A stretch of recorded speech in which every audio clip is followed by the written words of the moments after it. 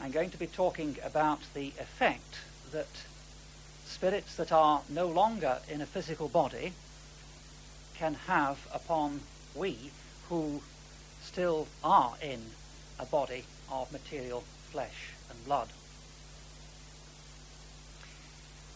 Now, I want to begin by raising the question of the degree to which you feel you can control what goes on in your mind. Probably all of you are aware that it is not at all easy. In fact, you might have found it impossible to completely quieten your mind so that there are no thoughts or feelings.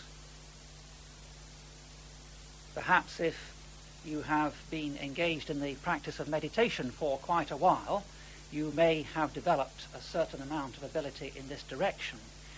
But if you can just think for a moment of how you can look in upon your own mind and you can observe thoughts and feelings emerging into your mind,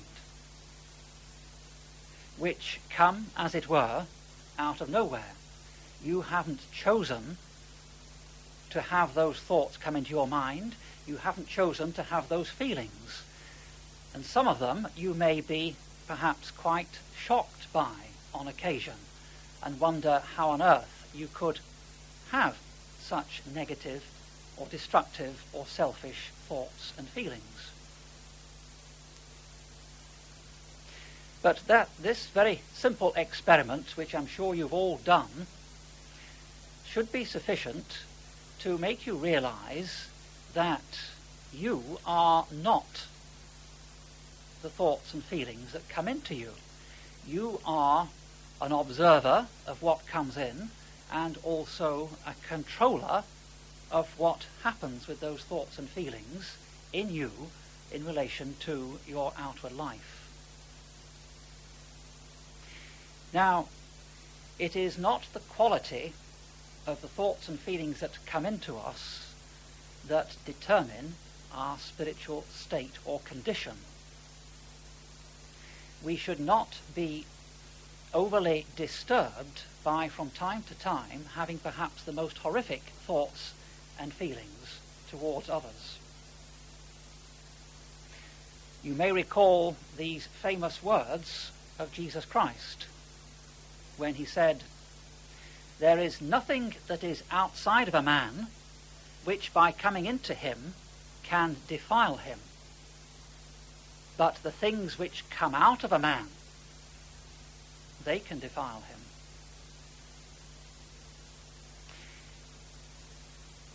The reason for this is that the thoughts and feelings that come into us come from spirits who are not clothed in a physical body.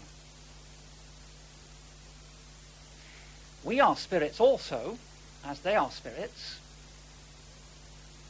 Where then do they get their thoughts and feelings from? From other spirits.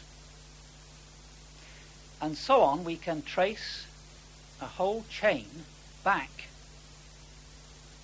to the source. And there is only one source of all life, the divine. But you may well be thinking, am I to attribute the negative and destructive and selfish thoughts and feelings that I come across in my mind at times to God? The life energy within them, yes. But the quality, no. I'm going to be using the model of the radio receiver to help us grasp as clearly as possible what is going on inside our minds. We are receiving impulses, thoughts and feelings from other spirits, and we can transmit these. The life energy coming in through thought and feeling can go out of us as life energy in terms of thought, feeling, and action. But in the process of passing through us, a change in the quality can and frequently does take place. Just as, for instance, a rather old, decrepit radio receiver might be receiving a signal representing beautiful music, that because of its poor, broken down condition, what comes out may be a horrible, crackly noise. So the life energy that is coming from the divine source, although in its origin it is perfect, it is pure, it is good, in passing through spirits, ourselves and others, as receivers, it becomes modified and will become less perfect and more impure according to our own responses. Remember that you are not your thoughts and feelings. You are an entity that can observe thoughts and feelings entering into you, and you have a will. You have the power of decision as to what you do with what comes into your mind or your heart. I'm sure all of you have undergone a storm of bad temper or anger at some stage. And you may have felt very guilty because of this. Now, it is important for us to learn not just how to prevent feelings of anger coming out in a particular moment, because that might be simply sitting on a volcano, as it were, that will only erupt all the worse later on. But because we are all subjected from time to time to powerful, negative, destructive inflows of thought and feeling, we can see that it can become very important to learn how to control these properly. Now, I want us to picture, again, our inner mind as being a series of levels. At the top are heavenly levels, pure levels. In the middle are intermediate natural levels, and below are negative or hellish levels. For we contain within us all the levels of the whole world of spirit, from the divine down through the heavens, right down into their distortions in the hellish regions. And I want you to picture these levels as being like wave bands that you can tune into. And this being the case, obviously the ideal would be for us always to choose to tune in to the highest levels.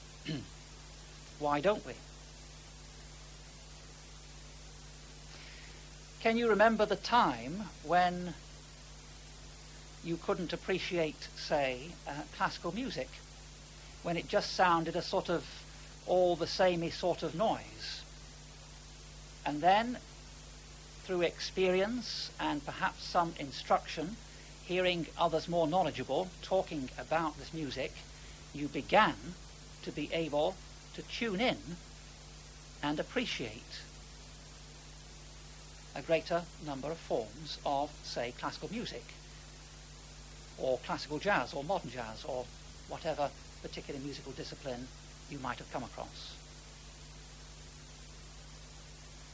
And so the answer to why we don't normally tune into the highest levels that we are capable of receiving is quite simple. It's because we haven't been trained as yet. We don't know how to, and although we are, in a sense, receiving these levels, or receiving impulses at these high levels all the time, just as all the music that's being transmitted out of all the stations is passing through the atmosphere all the time, the reason we're not aware of that is because, as yet, we are not able to be aware that it exists, to be able to recognize it, to know what it is, and to appreciate it.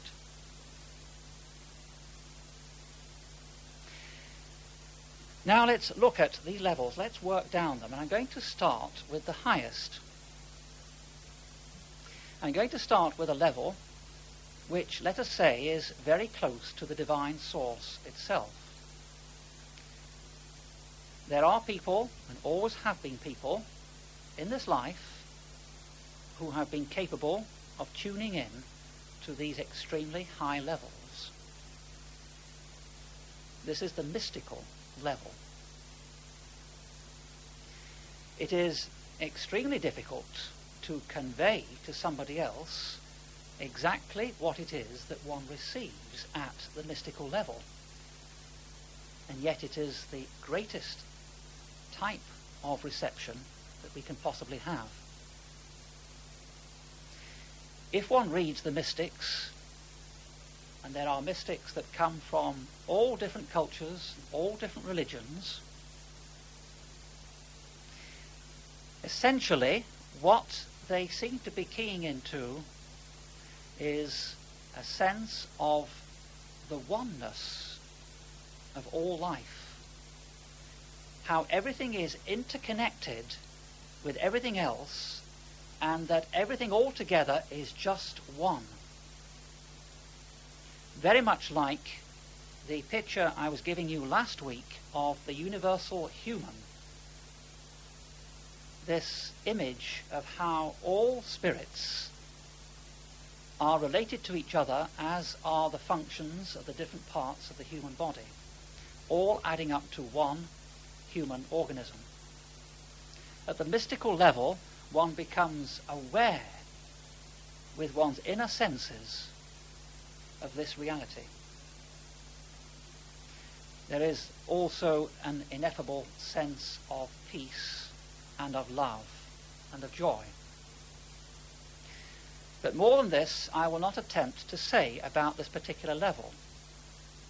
But let us move down the scale, and let us move down to what we might call the more normal, heavenly levels. Here we may still be at a level which might be beyond many people to really grasp and understand. But at this level we are receiving from angelic spirits close to us. We are receiving impulses and intuitions to help, to serve spiritually the spiritual needs of those around us. We are being inspired with a love for others which is unconditional. And we are being inspired with some kind of intuition as to what those around us are really needing in spirit at this particular point in time. Maybe not many of us here tonight might feel that we are often able to tune into those levels and understand them. They represent a whole universe, as it were, in themselves that can open out. Once one begins to appreciate something of the depth and breadth of pure love and pure wisdom, one realizes that there is a whole universe to explore and to learn ever more and more about what love is, its different facets, how to use it, how to apply it to those around, so that spiritually they benefit, are inspired to grow and develop.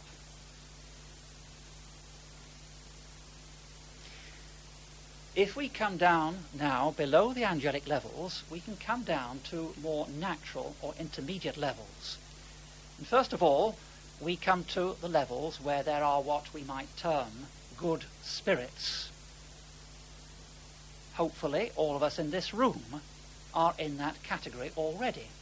Hopefully, in the main, we are good spirits. And insofar as we are already operating as our good spirits who are without a physical body, who are close to us. We are endeavouring to help other people in more natural and practical ways, ways that we can more naturally and easily understand, the ways of helping people through the body rather than directly through the spirit. And so all the many good impulses and thoughts that come into us of this nature are coming to us from good spirits in the spiritual world. And we, as spirits, here and now, are hopefully putting good thoughts and feelings into those around us. If we come down lower still, we can come to a kind of midpoint between heaven and hell. We can come to the merely natural spirits. And here we come to impulses and thoughts which are related to natural enjoyment. The desire for comfort, for food, and for natural pleasures of various sorts.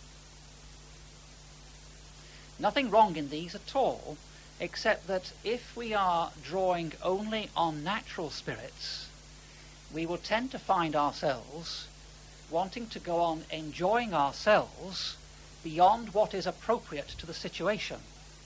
It may be that there is somebody around us who needs our attention and our help, but if we continue to draw only on natural spirits, we would just simply go on enjoying ourselves in a pleasant way.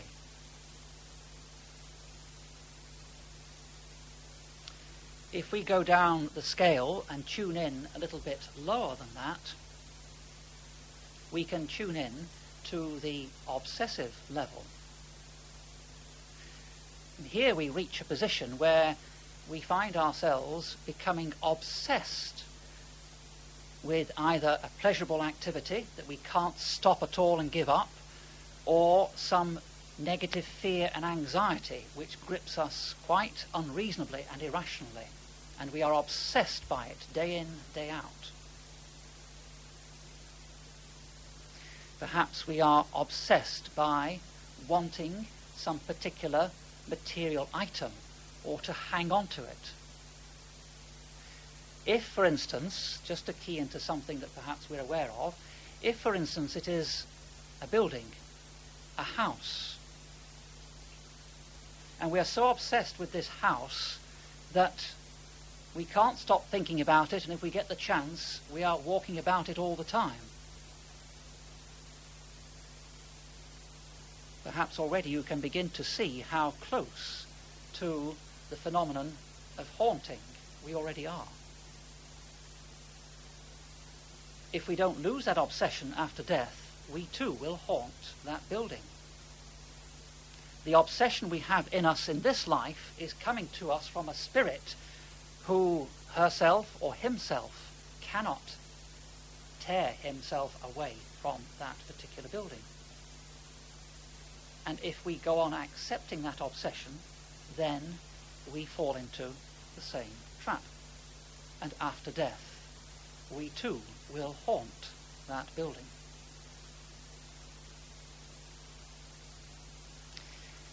If we go on now down lower the scale into the evil regions proper, we come now to a region full of all sorts of negative thoughts and desires. Negative in the sense that they do not contribute to the welfare of those around us, nor do they contribute to our inner sense of peace, well-being, and joy. We come into a realm in which we are all plagued, because I'm afraid that a great deal of the time we naturally, spontaneously tune in to these lower levels. we have with us what we can term evil spirits, bad spirits. And these spirits are blinding and binding us, because they also have been blinded and bound. They blind us through illusions. And we, here and now, blind other people around us, or perhaps the children that we bring up with these same illusions. And so the blinding process can go right across the board, so that a whole civilization can become very blind in certain aspects. For example, in the last 200 years, we have been witnessing the blindness of the inability to recognize God, or the life of the spirit, the soul, life after death. A blindness which has swept across a whole civilization. Okay, maybe that blindness doesn't affect many of you, but there are many other areas where we have been blinded from an early age. For example, you may have a tendency to believe that you are a victim of your circumstances. You may tend to think things in life seem to keep going wrong for me. It's not my fault. I seem to get the rough end of the stick. Other people let me down, or accidents happen. I'm a victim of my circumstances. I suggest to you that that is an illusion which is blinding you to the reality, which is that you can take control to a far greater degree over your life if you will give up that illusion that it is other people or life who are to blame for in whatever way you feel you are suffering at the moment. That illusion, that blindness, comes from an evil spirit who is himself or herself also blinded in the same way. Binding. The evil spirits with us, who are themselves bound, bind us with their own fears. They put their fears into us. We put our fears into others, particularly into the children we're with, who are very sensitive to any fears that we have in ourselves. Fears are binding because they bind us into ourselves and they shut us off from those around us. We become blind and insensitive to what's going on in other people because we can't get our mind off our own fears and anxieties. Some of these may harden in us into prejudice, and how easy it is to pick up prejudice from others, so that if the process was allowed to go on, or if you allowed it to go on, you will end up being prejudiced against everybody and being extremely worried about yourself also. That is the way the grip of evil forces can spread within one's own spirit if it is unchecked. And so perhaps you've got an inkling at this stage of the fact that we may be suffering from many illusions and many quite irrational, unnecessary fears, which, if only they could be removed, we would stop tuning in to those lower evil spirit levels and would find it much easier to move our pointer up the scale to the higher, purer wave bands. A lot of work, a lot of training and experience may be needed to begin the process of gaining our sight and being released from being bound in many areas of life. Such is the connection between spirits who affect one another. Now, this last condition that I've been describing to you, of being blinded and bound by evil spirits with us, this leads to the ordinary condition called in psychology the neurotic state. And we are all of us, to some degree, a bit neurotic. The neurotic state is the state in which you misinterpret what you see around you, and you respond inappropriately to the situation, as for instance when you respond with fear to a situation that shouldn't be causing you any fear. Now, there are people who enter into abnormal states. Abnormal partly because they are much less frequent, and partly because we move into an area which can be demarcated very clearly from the neurotic. In modern psychology, I am referring to the psychotic state. In the psychotic state, not only does the individual misinterpret life around him, but he actually hears and sees things that others around him do not. In technical jargon, he suffers from auditory and visual hallucinations. Now, unfortunately, modern psychiatry today still doesn't really have the tools to separate out abnormal states that come from the negative wave bands from abnormal states that come from the positive wave bands. Modern psychiatry does not realize that we have not only a subconscious or unconscious, but we also have a superconscious. There is another kind of phenomenon, less common than the psychotic, and it is the phenomenon of the multiple personality. There are a number of people who, from time to time, suddenly change personality, and another person, as it were, begins to speak and act through them. Now, this is a condition which, like the previous one, the psychotic state, is dependent upon there being a weakening of the will. Now, these are negative states that I'm referring to, and they come about through weakness of will, perhaps due to severe depression, due to what you think are circumstances and wanting to throw in the towel.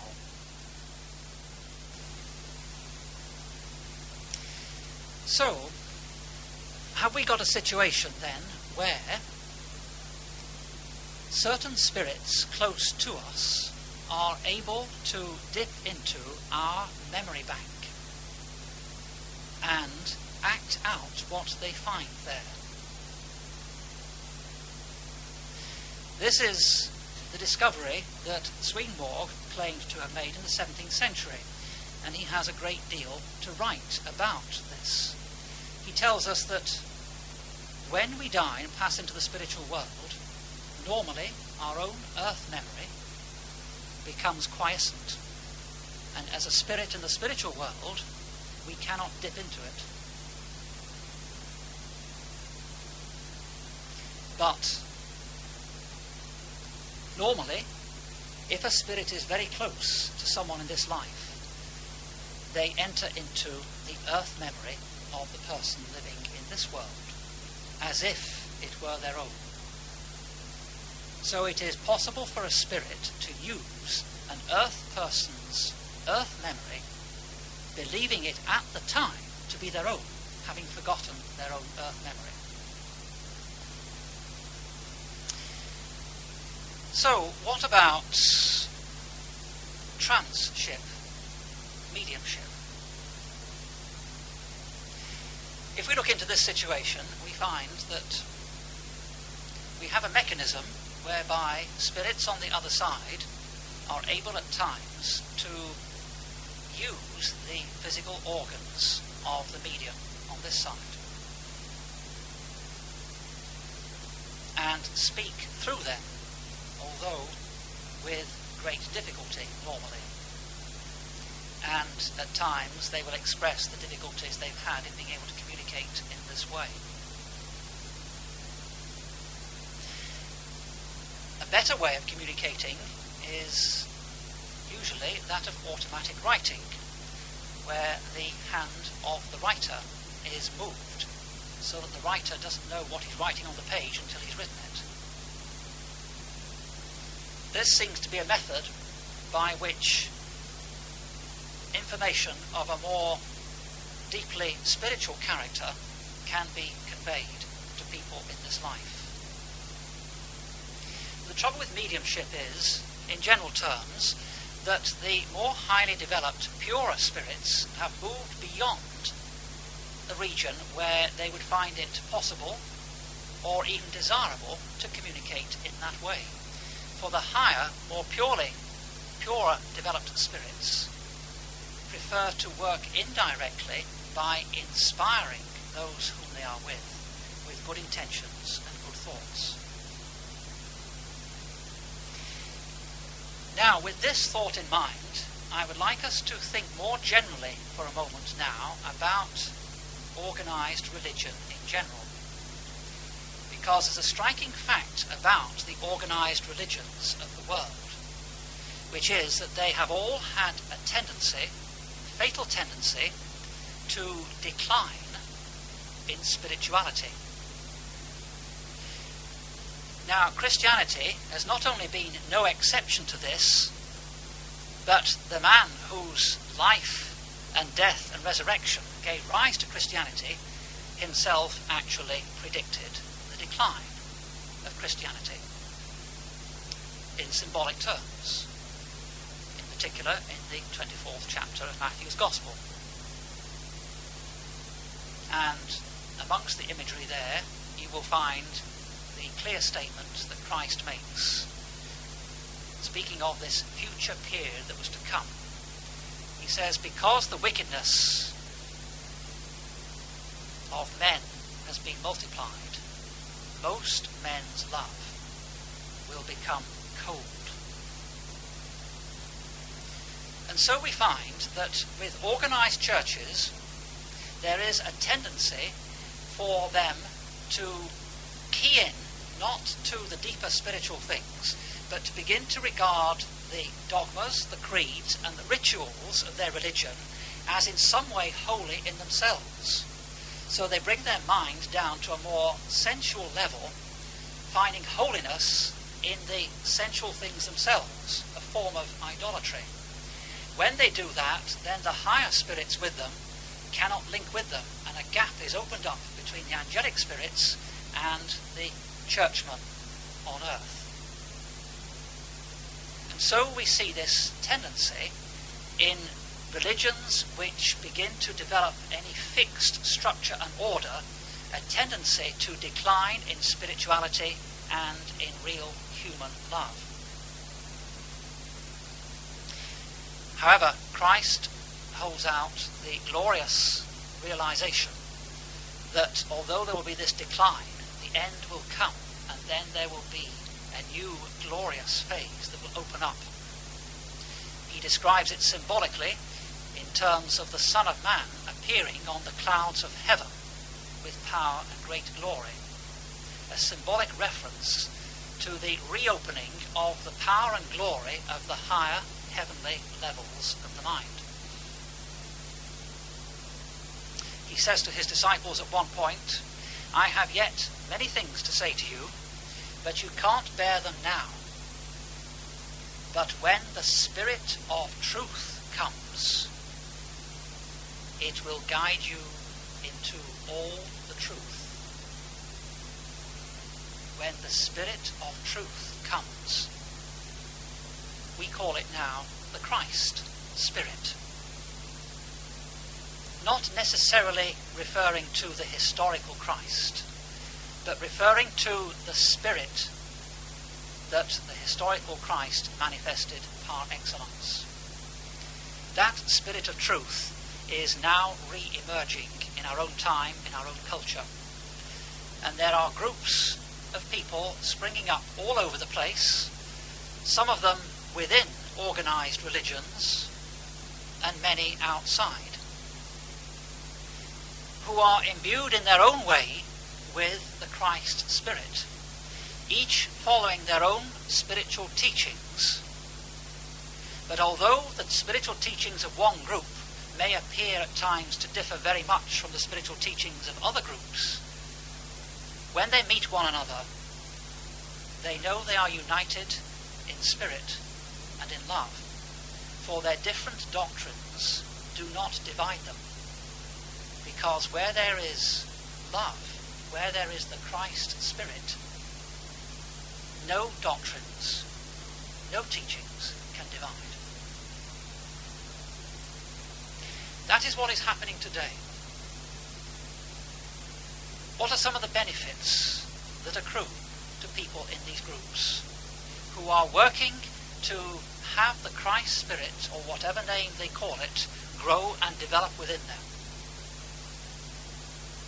They become more inwardly strong as characters and confident, with an inner confidence, not a confidence based on external success or wealth or beauty, but based on an inner knowing that as a spirit, as a child of God, they are absolutely okay.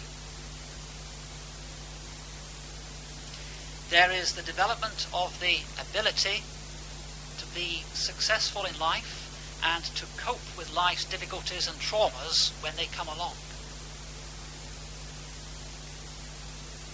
There is the growth of what I would call the angelic ability that I mentioned near the beginning of this talk, the angelic ability to be able to discern what other people's real spiritual needs are and how they can be met. That is real spiritual insight into other people's situations. There develops a new zest for life, a zest based not on possessions or situation, but a zest which is based on being able to see the beauty and goodness in so much of creation, and in looking for and finding goodness in other people, even in the worst of characters, knowing that somewhere beneath all the dross there is gold. And there is the development of the childlike spirit. The childlike spirit of becoming more and more dependent on the inner guidance coming from the high levels of the mind that we have now begun to know how to tune into. And as we put our hands and our trust more and more in that high Christ Spirit, entering into the high level of our mind, so we begin to become more like little children, full of trust that all is well, regardless of particular circumstances, knowing that we are always loved by the Heavenly Father, and so becoming ever more youthful in spirit. In the words of Swedenborg, to grow old in heaven is to grow young. To grow old in heaven is to grow young. Train yourselves to key into these higher levels and live from them, and you will be drinking the elixir of eternal youth.